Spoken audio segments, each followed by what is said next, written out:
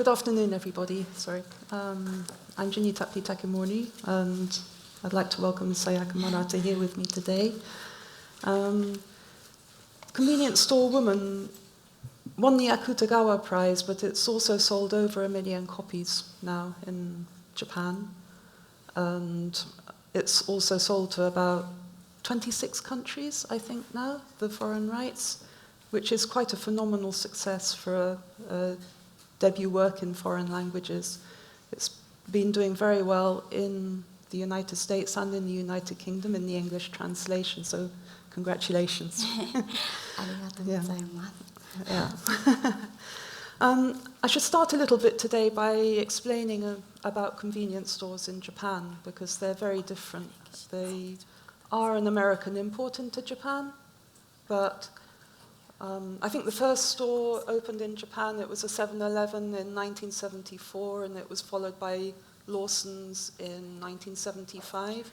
Since when, there are also homegrown stores have been opening up in Japan. And I think the top 3 convenience stores now are 7-Eleven, Lawson's, and Family Mart, which is a homegrown franchise. Between those top 3, there are over 50,000 stores throughout Japan. In cities, they are literally on every street corner. They are very much a fundamental part of life in Japan. And although they started off as an American idea, they've really morphed into something very uniquely Japanese now. So you go to a convenience store, you can buy ready-made meals, you can buy sandwiches, you can buy rice balls, you can buy alcohol, non-alcoholic drinks, you can buy freshly brewed coffee, you can also buy tea bags and powdered coffee to make at home, you can buy stationery, underwear, black ties for a funeral. You can buy everything there. You can buy manga, you can buy novels, you can buy newspapers. You can also pay your utility bills, you can buy concert tickets, you can make photocopies, you can use the ATM, there's a bathroom there for anybody to use. They are really convenient, basically. Which I think American ones are maybe not quite so much anymore. But yeah. So,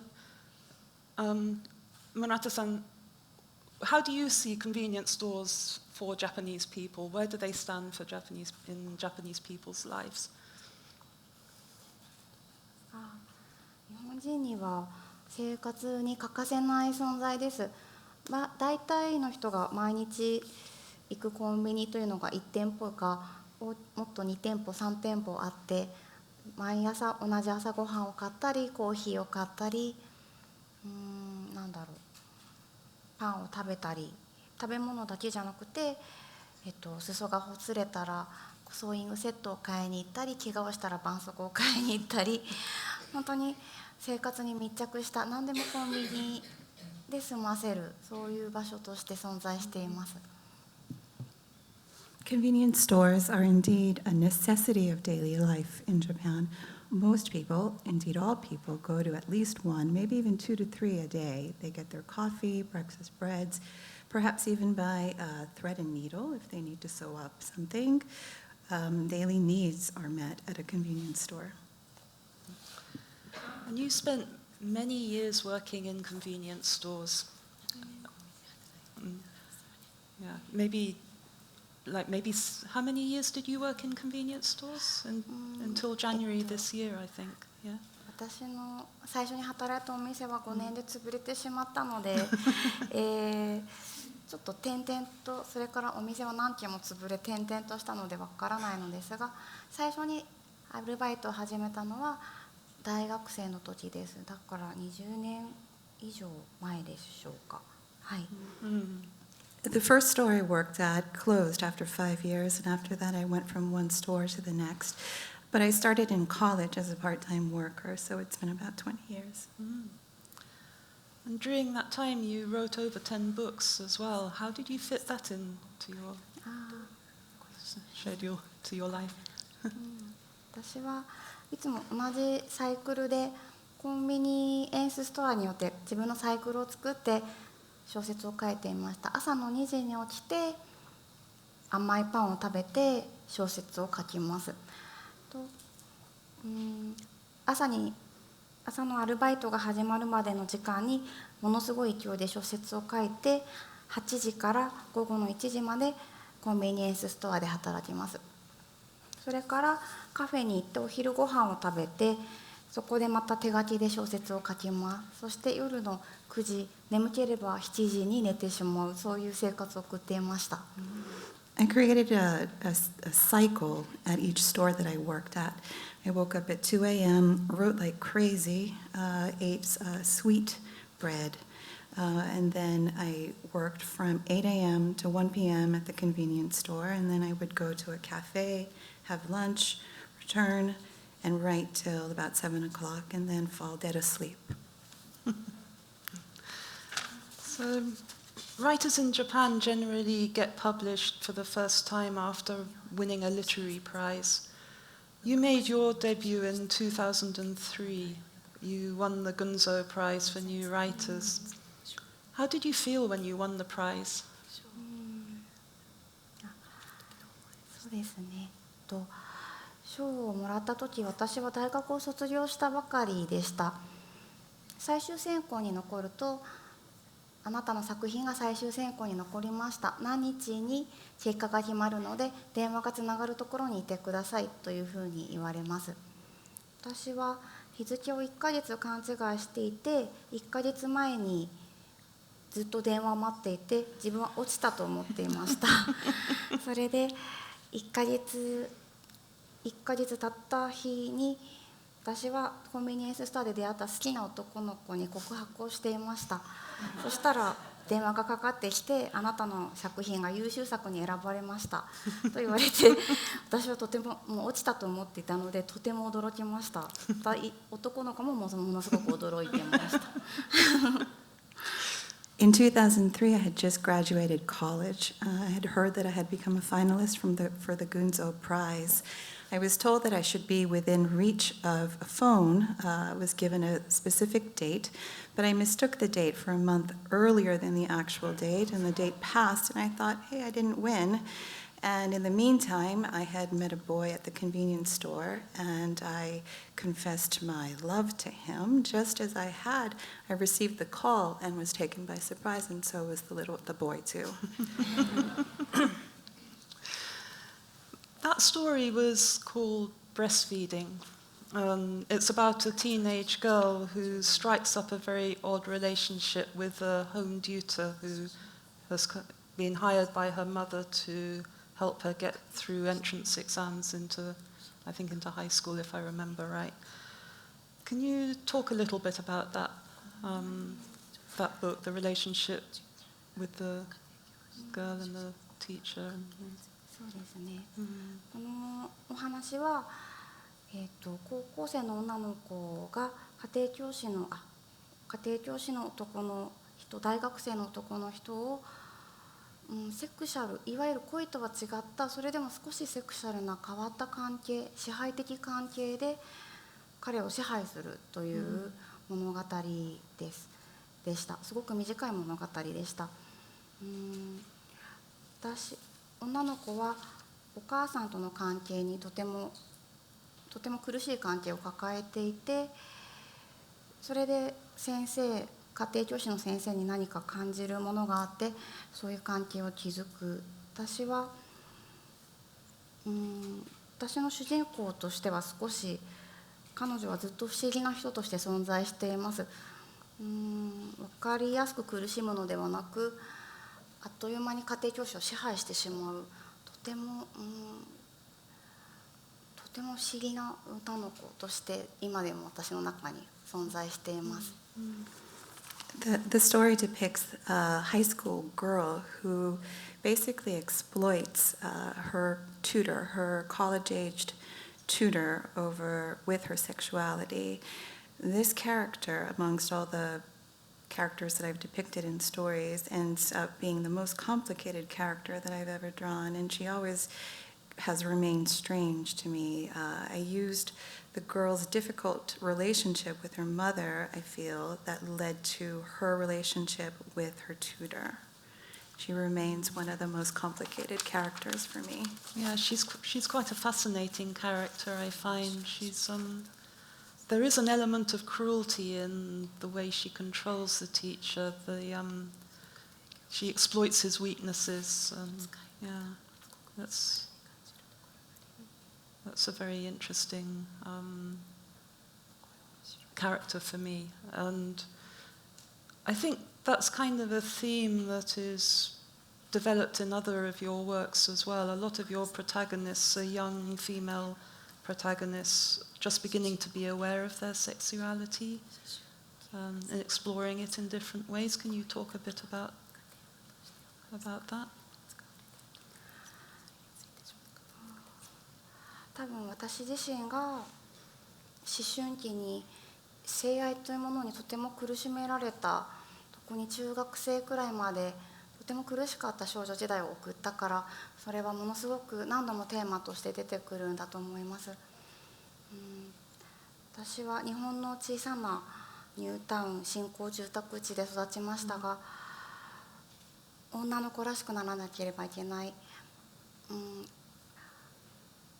兄は力仕事をしなければいけなくて、私は女の子らしく料理をしたりピンクの服を着たり、とにかく可愛らしく振る舞って、いつか男の人に見初められるという恐ろしい言葉が日本にはありますが、男の人が女の人をチョイスして、結婚するということです。そういう恐ろしい言葉が家の中にも響いているような古い考え方の過程でした。それはものすごく性愛は苦しみとして残っている一方で、自分の体には不思議な面白い喜びとして残っていて、だから何度でも書きたくなるんだと思います。その苦しさと喜びを一緒に感じていた少女時代、自分にとって性愛というものがどんなに大事だったか。My own adolescence, specifically through middle school, I had difficulty facing my own developing sexuality. I grew up in a suburban development complex. I had an older brother who was told that he had to be physically strong. Myself, I was told I needed to be pretty to fit in and to be a certain way so I could be accepted by men. And that to me was a frightening word, the word acceptance, to be accepted by men, to have to be a certain way.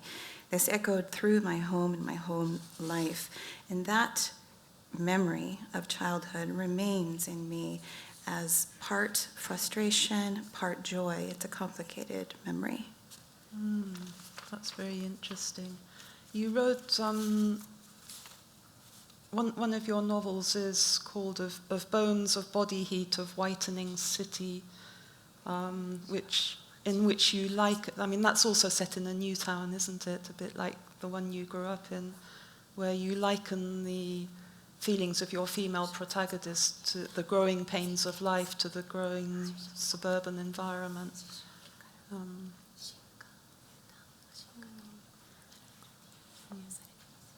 そうですね。その物語は、とても私は変わった物語もたくさん書きますが、その白色の街の物語はものすごくリアルな思春期のとてもリアルな物語で、学校での息苦しさとか男の子から言われる激しい嫌な言葉とか、そういうものを生々しく書きました。でも自分の体はどんどん成長していって、私にはそれは喜びとしてもあったのでちょっと不思議なのですが、その主人公にとっては女の子らしく体が太っていくこととか、またはなんか魅力的で女の子としての魅力が自分にはないのではないかとコンプレックスを感じていて、そういう女の子の息苦しさや体の成長をニュータウンというどんどん開発していく街と合わせて、街はどんどん成長していき、女の子の体も成長していく、そういう物語でした。In that story, I do write a lot of strange stories, but this one in particular, of bones, of body heat, of whitening city. This one was a very real, let's say, story. It dealt with the frustrations of the young girl, physical development. She's going through a lot of typically adolescent growing pains. She does grow fatter. It is, she questions her own physical development, but it is at the same time a joy. And I depicted it parallel to the suburban development complex growing with her. Mm-hmm. Many of your stories deal with romantic love and sex, but often take us in unusual directions. So, for example, relationships with stuffed toys or anime characters, and different types of sexual practices.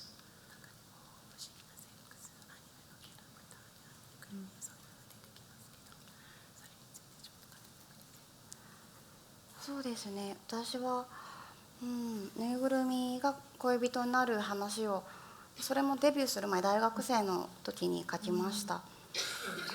その感覚はとても私の中で親しみ深いものとして残っていて、アニメーションの男の子に恋をして実際に体が反応したり、ただ気持ちが好きになるだけではなくてドキドキしたり、体がほってってほっぺたが赤くなったり、そういう体の反応があったりというのは、もしくは地球とセックスするという女の人も出てきますが、そういう体が反応する、何かと反応する、人間だけではない何かと反応する、それがとても、私はそれを恋と呼んでいいのではないかと思っていて、そういう恋をいくつか描きました。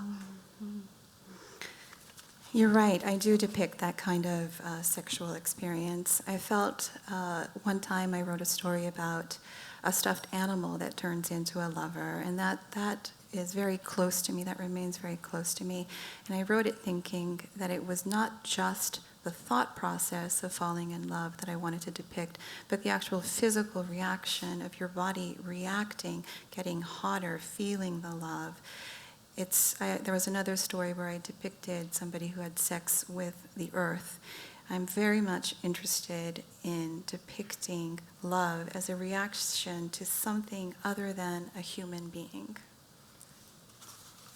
So this is taking it into a more sort of animal instinct, would you say?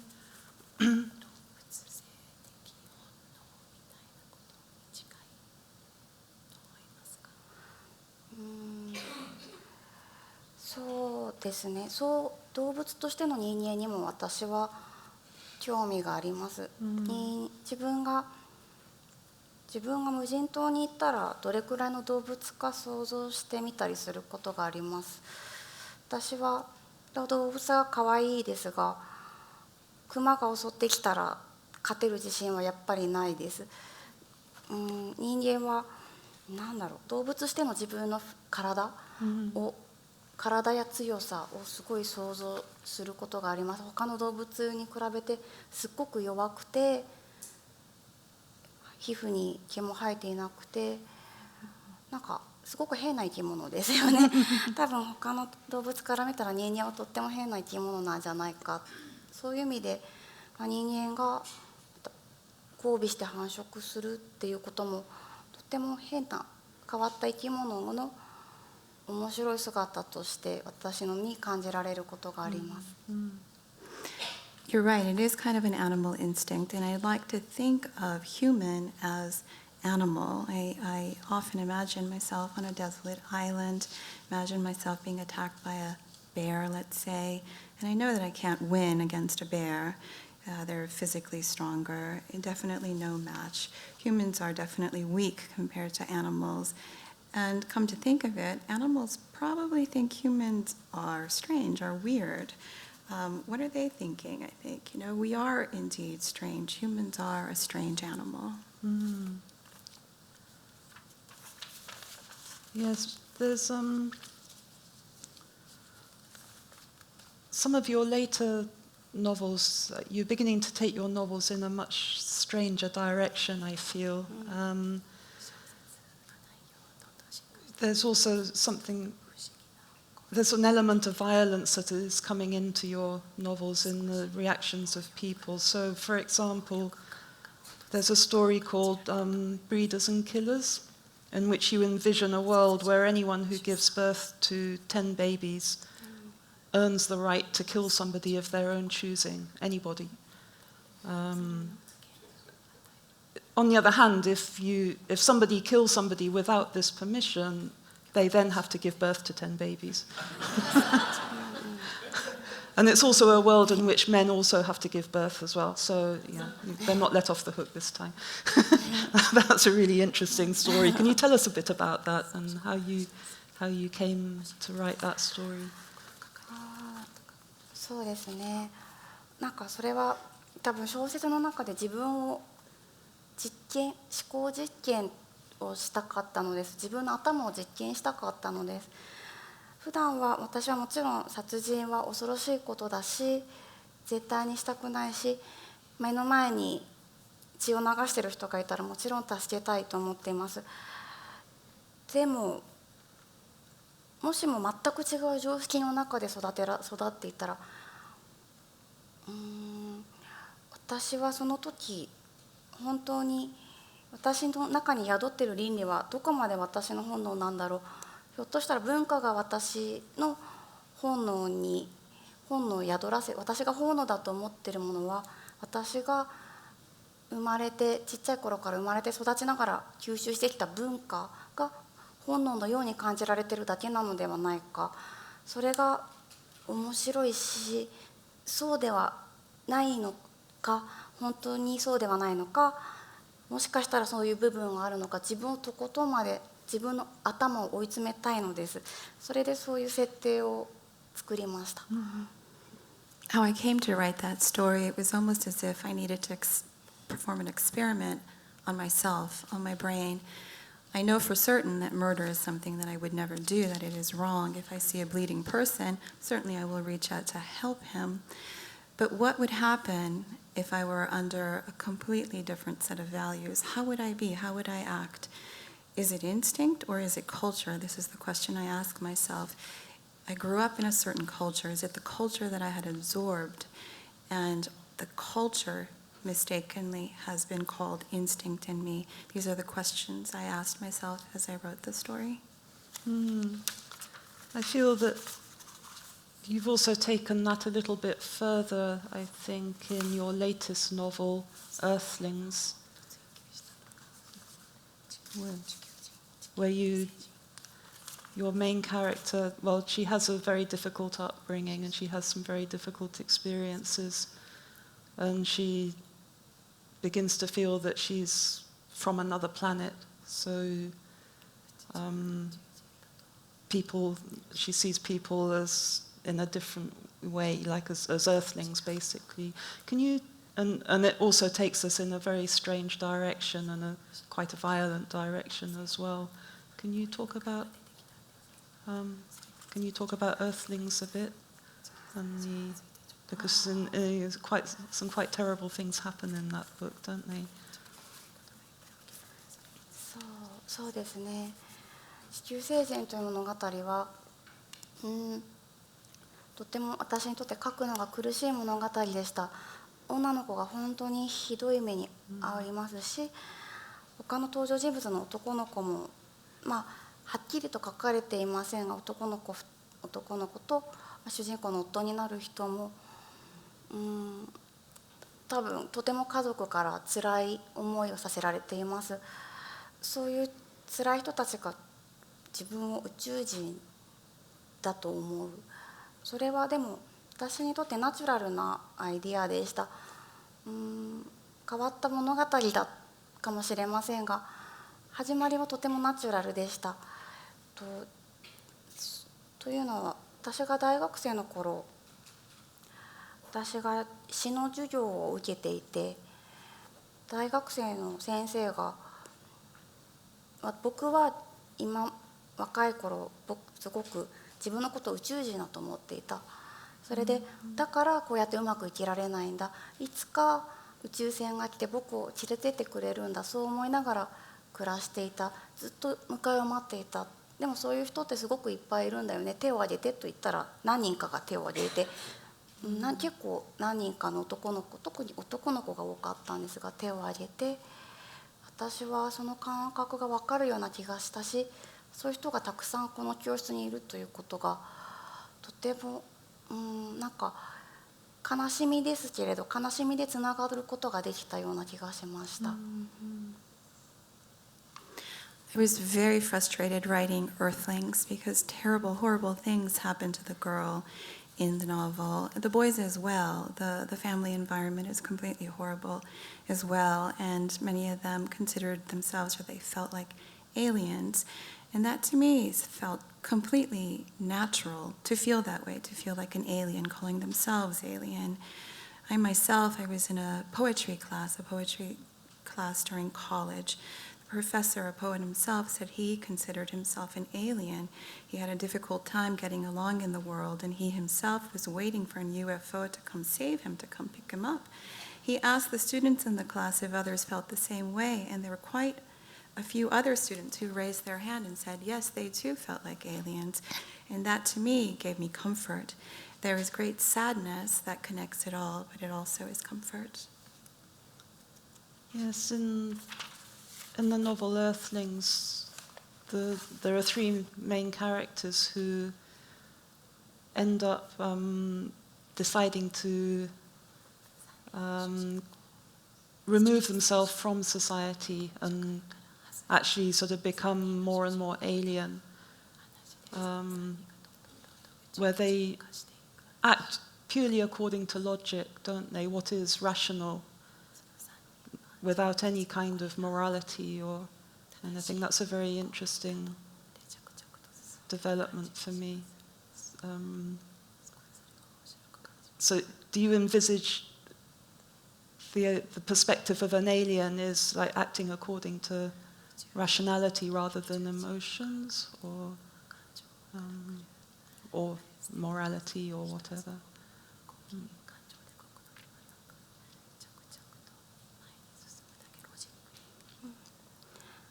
そうですね、宇宙人が、私たちはもう彼らが地球に不時着した宇宙人であるかのように最後の方は描いていました。私はそういう手塚治虫が好きで、そういうシーンがとてもよくありました。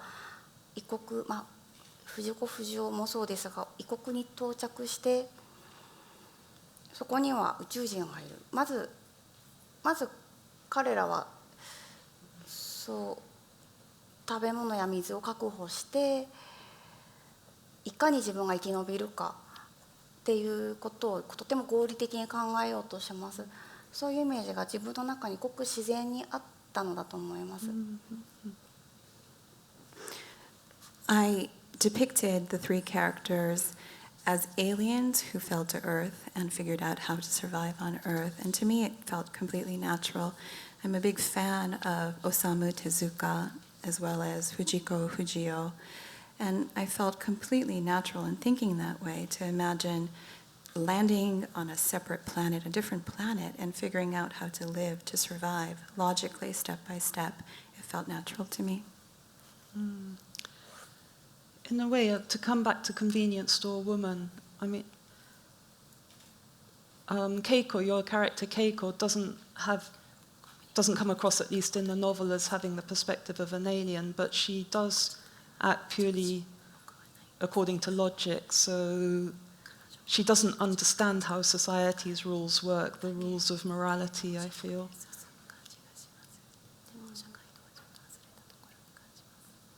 Why can't you eat the bird that you find in the park, dead already?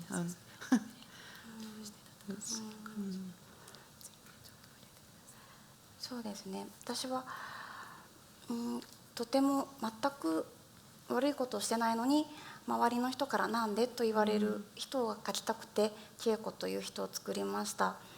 彼女はとても合理的なだけなのです。ただ合理的に働いて、合理的に体を動かして働いていって、目の前に鳩でもスズメでもウサギでもいいのですが、死んでいるものがいたらこれはご飯にした方が合理的なのではないかと思うし、周りが恋恋人を作った方がいいといえば、じゃあとにかく誰でもいいから男の人が家の中にお風呂場に飼って餌をあげたら周りの人は満足するのではないかと思います。彼女は変なアイデアを出そうとしているのではなく、とても合理的に考えた結果そのような行動に出る、そういう、そういう女性で不思議な女性ですね。I created the main character in Convenience Woman exactly as a logical thinker. It was a character that I depicted. She knows she's not wrong. She's not wrong, and she was just going to go her way. She thinks if something is dead, might as well just eat it.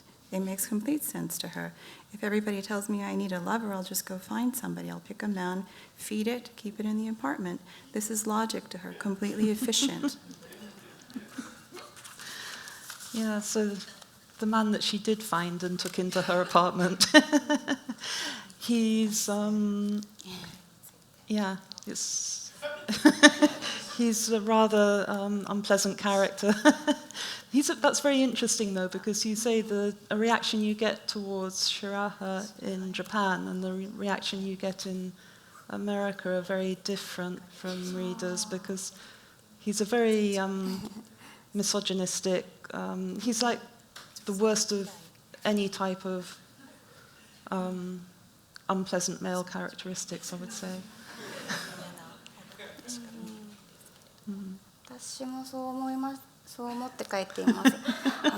白羽さんをどうやってみたいな人にモデルはいるのですかとよく聞かれるのですが、モデルは私が日々目にする嫌な出来事すべてです。日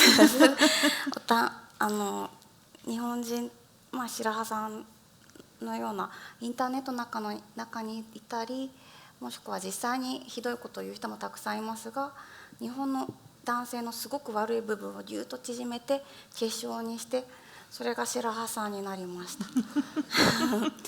I agree that he's a completely awful character, and I'm often asked if he is modeled after anybody in my life, and I must say that he brings together all the awfulness in the world. What I did was I collected every possible awful characteristic of Japanese men and crystallized it and created Shiraha. Shiraha, yeah.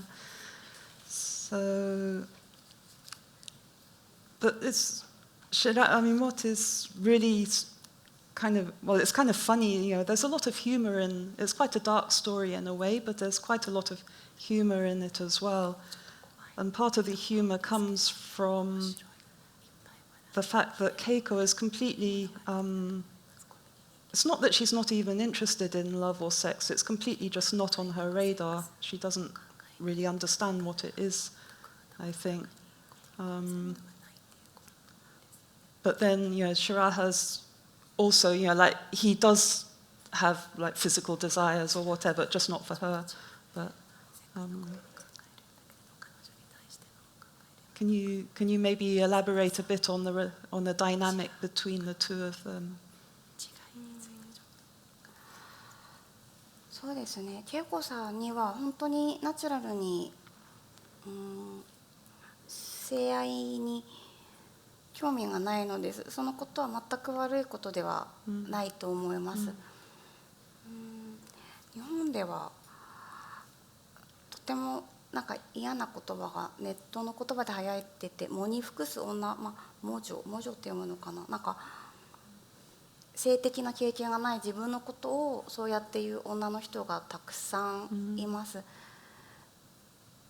デートしたこともないし、キスもしたことがない、彼氏もできたことがない、パートナーができたこともない、そういう自分を、そういうスラングのようなもので表現して、私はこのまま誰にもセックスしてもらえないんで死ぬんだと彼女たちは言います。してもらえない、選んでもらえない、誰もセックスしたいと受け身なのです。それが私はとても悲しい。恵子さんはだから恵子さんにはそうでない人でなってほしかったのです。セックスしてもらえないのではなく、セックス別に合理的では、彼女にとって別に合理的ではないので特にしない、ただそれだけ、本当に純粋にただそれだけなのです。I created the female protagonist, Keiko, as a completely asexual being, and wanted to show that there was nothing wrong with being asexual, had no interest in sex whatsoever. There's an awful word, an internet slang that's been coined over the years about women who have never had sex, have never had a romantic relationship. And that, to me, was very upsetting. I never wanted to depict somebody who had to be chosen as a partner, a man choosing a woman to have sex with. That bothered me, and that's why I created Keiko, because sex is unimportant, not a part of her nature. She's completely asexual. Yeah, that's very interesting, I think. But I think, sorry, ごめんなさい please go ahead. ごめんなさい、白羽さんの場合は恵子さんとはちょっと違ってセクシャルなことにとても興味があると思います。でもプライドが高くてそれを素直に表現できないし、恋をした人にそれを伝える勇気もないし、でもセクシャルなことに興味はあるのです。でもコンプレックスもすごく持っています。恵子にはコンプレックスが全くない。それはすごく大きな違いです。The main difference between Keiko and Shiraha is that he has interest in sex. He's not asexual, but he has too much pride to talk honestly about it. He definitely is curious about it, but he has also an inferiority complex. That's a huge difference between Keiko and him, because she has absolutely no interest. Yes, I think Shiraha, he's on the lookout for a woman, isn't he? Like he's hanging around the convenience. He goes to work in the convenience store to basically find a partner, and then he starts stalking customers. But basically, he doesn't see women as human beings, does he? Really? それが本当に白羽さんの大嫌いなところですね。女性を自分もジャッジして苦しんでいるのに、女性をジャッジすることで何か復讐しようとしているような、そういう人です。自分が傷つけられたのと同じ刃物を誰かに向けて、女性たちに向けている。それは彼女はいろんなハラスメントの被害者でもあると思いますが、ものすごい加害者で、そういう彼を私はやっぱり本当に被害者なので同情する部分もあるのですが、やっぱり本当に最悪だと思います。I agree that he is quite awful, and I hate that aspect about him.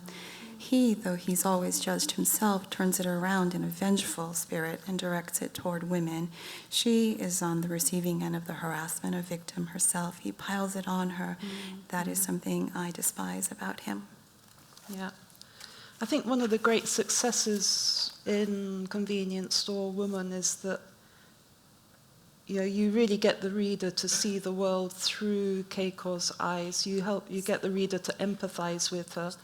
We don't want to become her, but we can see the world through her eyes, and in that way we can see how what we take for granted as normal maybe is actually really rather strange, I think. I think you've done that extremely well in that novel, and that's probably the main success of why it's so successful. 私、そう言っていただけるととても嬉しいです。私はカメラが2つある小説にしたかったのです。一つは恵子の側のカメラ、一つは普通の人間の側のカメラです。普通からの人から見ると恵子はとっても変です。コンビニにすごくのめり込んでいるし、なんだろう、セクシャルなことに興味がないというのが変というのもあれですが、普通の人はそれを彼女が何も悪いことをしていないのにジャッジしています。そういう化け物として普通の人を描きました。恵子のカメラから見ると普通の人たちは化け物なのですっていうその恐ろしさ、そしてもしも恵子側からその化け物を見るだけではなく、自分の中にもその普通という化け物が潜んでいるのではないかっていうそういう自分を問い詰める気持ちで書きました。もしも恵子さんのような人に出会ったら、何の悪気もなく試験を受けて社員になったらどう、もっと有給も取れるしボーナスも出るかもしれないしと、もしかしたら口走ってしまうかもしれない。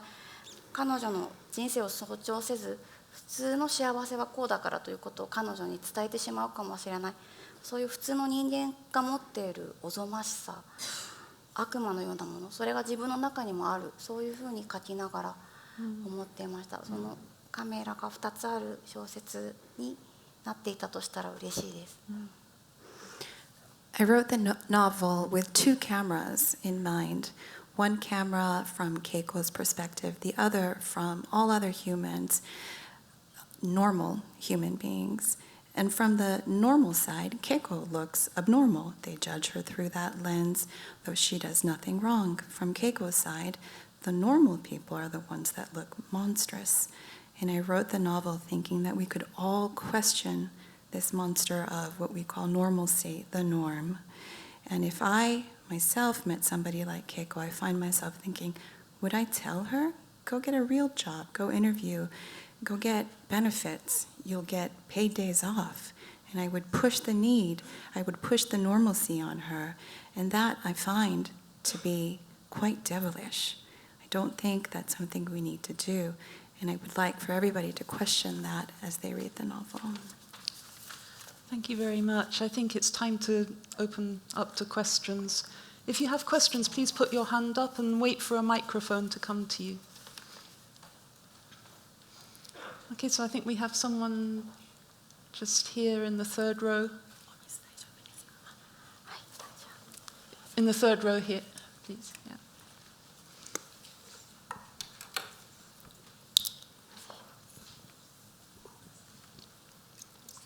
Do I stand? Or? Oh, whatever you, as you wish. You can sit or stand. It doesn't matter. Thank you very much. It was a great book. I read it in one day. It was wonderful. I guess my question is, I know you've written other books in Japanese. Is there any plan for them to be translated into English?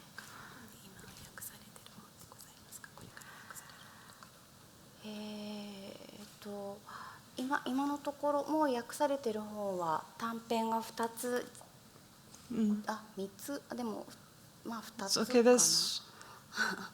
Okay, there's two short stories published. There's a Clean Marriage in Grant to Japan issue. There's a fine material in the Freeman's Future of New Writing issue already. If you don't know about those, you can look those up. And I talked in this chat just now, I talked about a novel called Earthlings, which I'll be starting to translate very soon. Yeah. So please wait for that to come. There's a man just there. Thank you. Thank you so much. It's an honor to meet you, and it's an honor to listen to you. I also read the book in one day, and I was profoundly moved by it. I think that in a way, we all build our own convenience stores and our little safe spaces where we feel in control of this world that's still driven by probably ancient rules. There's one point in your book in which your main character is faced with somebody telling her that she should not procreate, that she should not have children. And she develops a sense of relief out of that, the idea of not having children. And she then understands, what she, in her words, is that she was going to take her genes to the grave. And she then understands the end game, but she still questions then the purpose in the meantime. What is she supposed to do in the meantime? And I think this is a very, perhaps, valid question today in a world when people who don't want to have children are continuing to be seen as an anomaly rather than as a valid choice. Do you have any thoughts in that regard? Thanks.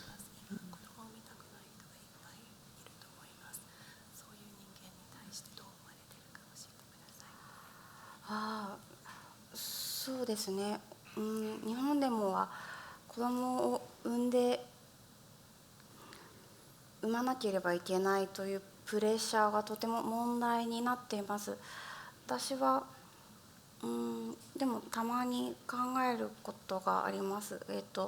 怖いことでしょうか。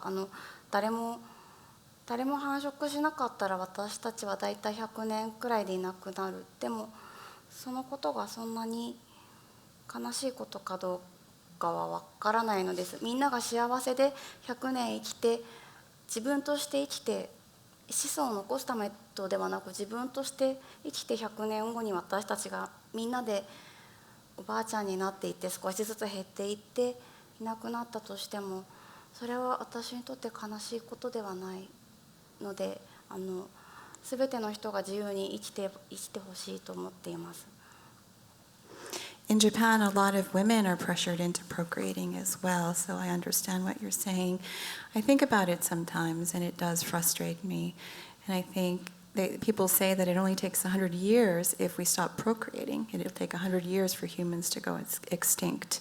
So if we stop procreating, and what happens? No humans. But if that 100 years is lived happily, I think that's also a nice choice. If we're all happy old people in 100 years, what's the problem with that? So it doesn't make me sad. There's somebody just there on the right side here. I lived in Japan for many years and raised 4 kids, so the convenience store was like our go-to place. And whenever I send anybody back to Japan, I always say, you have to go to the convenience store and spend a lot of time looking at everything there. So my question to you is, 1, do you miss it now that you're not working in the convenience store? I read the book, loved it. It was like going right back to Tokyo. You took me right back. And the second question is, what's your favorite thing to eat in the convenience store?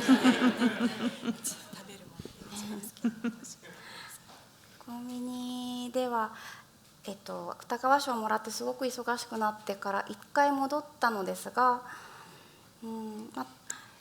少しトラブルがあったり、あと私自身の体がボロボロになってしまったりしたこともあって、コンビニではもう働いていないです。今年の1月から小説だけを書いて暮らしています。そして私のがコンビニで一番好きな食べ物はコーヒーなのです。コーヒーが始まった時は日本はすごく大騒ぎになってバーッと広まって、それはなんか夢のような出来事。私がずっと18年間コンビニを見てきてもものすごくセンセーショナルな出来事としてコーヒーが広まった。それはとても美味しい、どんどん美味しくなっていっているので大好きです。After winning the Akutagawa Prize, I did return to the convenience store once more, but I just became too busy to return to it. So it's only been since January this year that I've focused solely on writing.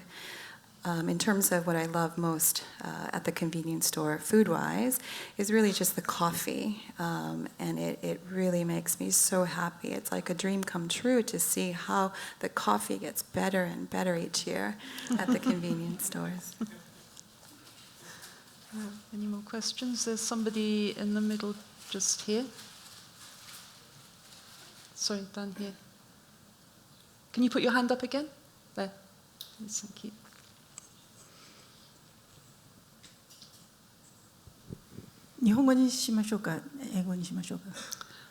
Whichever. Maybe if you don't mind speaking English so everybody can understand Okay, you. yeah. Having lived here in the States for many years, actually, I have never heard of your name until I saw your name on the Japan Society's website a couple of weeks ago. I'm sure I read the article about the Akutagawa Prize winning, but I totally forgot about it. So practically, I don't know anything about you. But now I think I will buy one afterwards. It's pretty intriguing, and I can't wait to open the page. And my question is that can you name any writers, Japanese, otherwise contemporary, or Meiji's great writers? Can you name anybody as your favorite writer? 私が影響を受けた作家は、でも本当に子供の頃読んだのは星新一さんというすごくオチのあるショートストーリーを、それは小学校の頃読んでいたのですが、宇宙人が普通にドアをトントンとノックして入ってくるようなショートストーリーを書く星新一さんの作品でした。もう少し大きくなってからは松浦理恵子さんや山田栄美さん、そういう日本の女性の性愛を美しく描く方や、これは多分翻訳するのは絶対無理というような生野頼子さんという、ものすごくひらがながうねうねしたようなものすごい小説を書く方がいるのですが、そういう方にすごく憧れて影響を受けました。あとはでも安倍工房とかもとても好きでした。安倍工房は訳されていますかね。すごく、I'm influenced very much by a writer that I read in elementary school in childhood. His name is Shinichi Hoshi. He wrote very, very casually about aliens who come to Earth, just knock on the door, just come right in, that kind of story. He influenced me a lot. Also Rieko Matsuura and Eiko Yamada, both writers depicting female sexuality and relationships in a beautiful way. He's also influenced by Yoriko Shono, who writes very uniquely, and also another Japanese writer I think some of you may know in translation, Kobo Abe. Do we have any questions here? Yeah, okay, down here, please. Thank you. Thank you very much. This was wonderful. I actually have two questions. One is actually for the translator, and then the second for the writer. I'd like to hear the writer's response first, though. So, but the question for you is, the title in Japanese is Konbini Ningen, and you translate it as convenience store woman, and I'd like to know the reasons for that, and I'll come back to that later. My question for you, it's a wonderful book. I really loved it a lot. And I loved actually how you spoke about the cyclicality of the world of the convenience store in a way that almost reminded me of the opening pages of Hojoki, right? You know, all things are the same and all things are changing.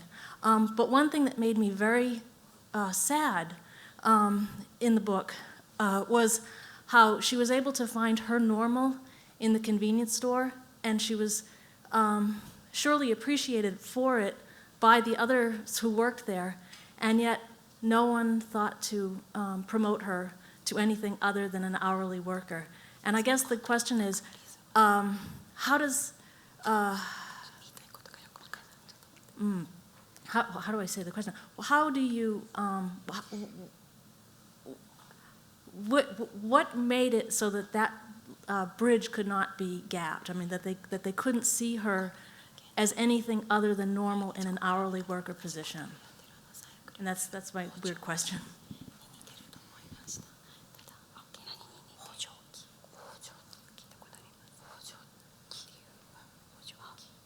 Did you say Hojoki? はい。小説。はい。You know what? I actually need to go back to what the question itself is that you want to you want to bridge with The question itself is she finds her normal in the convenience store, and she's able to practice that normal for 16 or so years, and she's surely appreciated for it, and yet no one asks her to step into any position beyond that, and that makes me so sad. And I just wondered how that I guess. What, I mean, of course, how would, I don't even know how to ask that question. It just made me so sad, right? Why wasn't she promoted, basically? Yeah.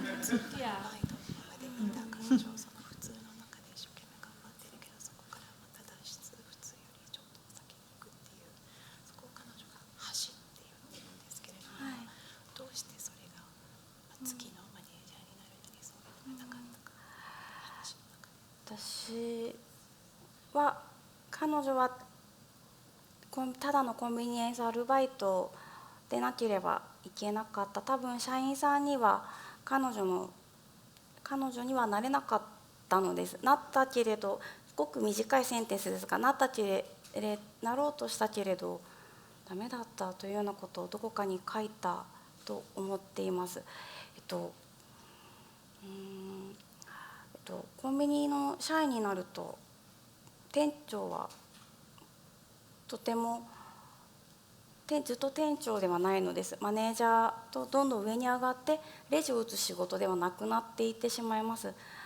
彼女はレジを打っていらっしゃいませ、おはようございますという世界にいたいのです。だからそこから上に上がってしまったら、その世界から彼女を育てているビオトープのような世界から離れなければいけない。それは彼女にはできなかったのです。